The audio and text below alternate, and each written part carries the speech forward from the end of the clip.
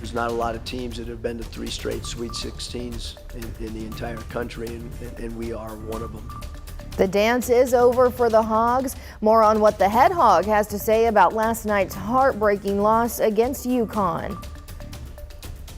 Thanks for joining us this Friday afternoon. I'm Mackailyn Johnson. We'll have more from Coach Musselman and how many Hog fans are feeling in just a moment, but now at noon. The DEA shares a new warning about the danger of a deadly drug mixture. Everything you need to know at 12:17. Plus, something for a new generation of Star Trek fans. In today's entertainment news, the on-screen relationship you'll be happy to see.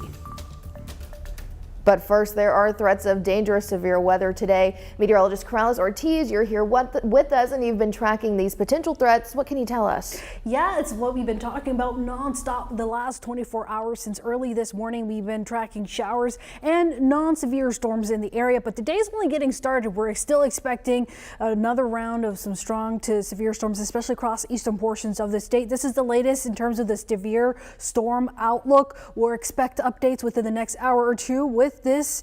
In terms of the impacts, I'm still expecting the eastern half of the state to see the brunt of it. We're still tracking showers and a few storms that have moved across northern western portions of the state. We did have a little bit of a gusty line move on through with the past hour or so here in the metro. What I am concerned though is this area across southeast Arkansas that has been pretty much untouched. You can see they actually have been seeing breaks in the cloud, a little bit of some of that sunshine. This is where I feel like we'll see more of those dangerous storms with the potential of long track tornadoes even possible. We're even seeing the warmest air there in place. Temperatures are sitting just shy of 80 degrees. Elsewhere, we're sitting anywhere from 50s and 60s, with highs expected to range anywhere from 50s to 80s, kind of like what we're seeing right now. Of course, I'm tracking that potential for severe weather. I'll talk more about the impacts we can expect and have a better timeline of that coming up as well.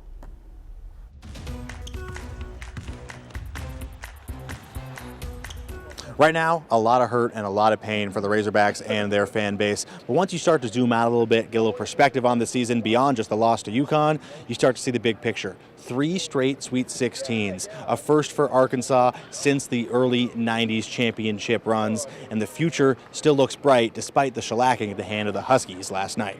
They didn't expect us to get this far. Nobody really did. They didn't expect us to beat Illinois. They didn't expect us to beat Kansas.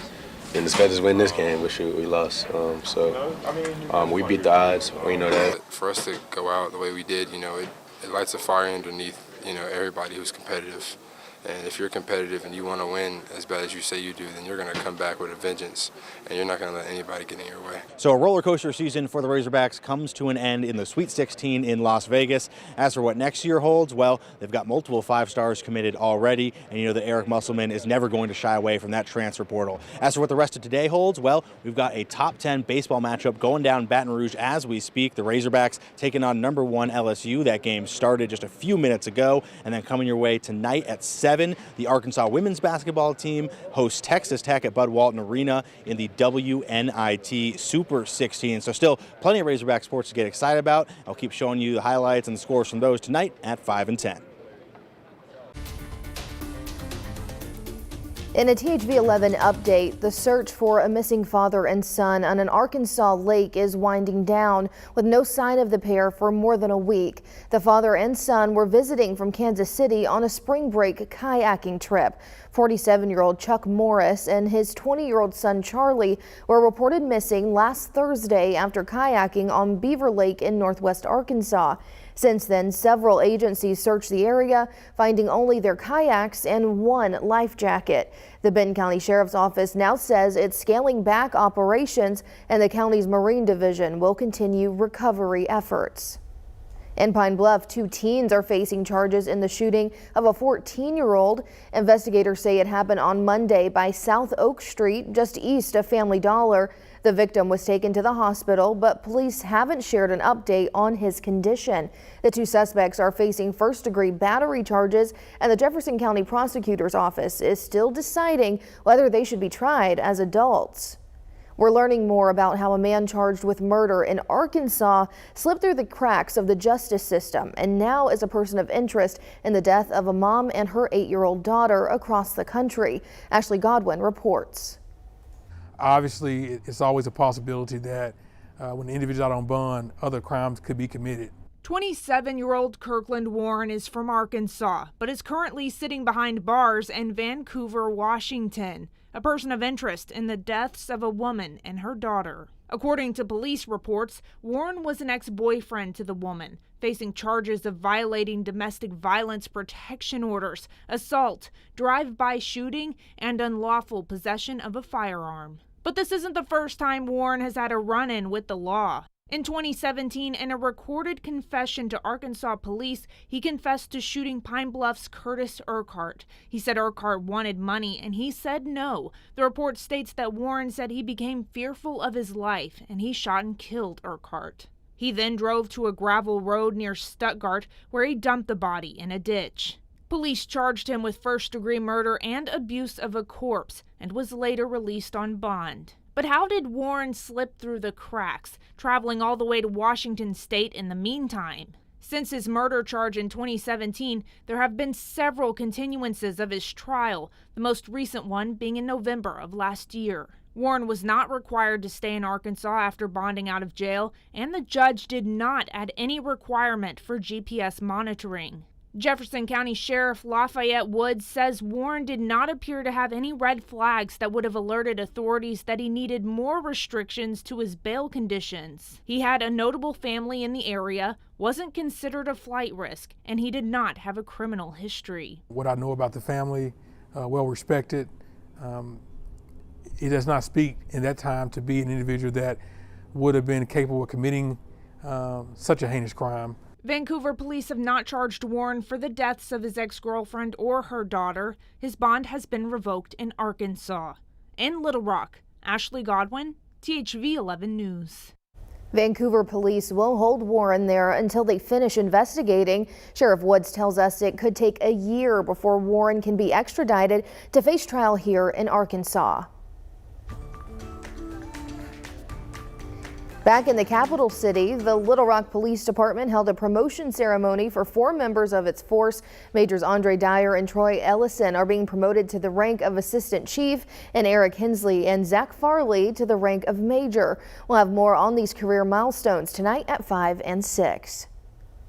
The Arkansas Department of Health has given its last daily COVID update. They're transitioning to a data hub that also features other infectious diseases. Every Tuesday, they'll update the hub with any new COVID information and trends. The health department says with the disease in an endemic phase, it's returning to normal operations. This after Governor Sarah Huckabee Sanders signed an executive order directing health officials to shift their attention to other priorities. And moving to national news, a series of attacks on American forces in Syria is increasing tension in that region, but it could also strengthen tensions between the U.S. and Iran. Nicole Skanga has more details from the White House.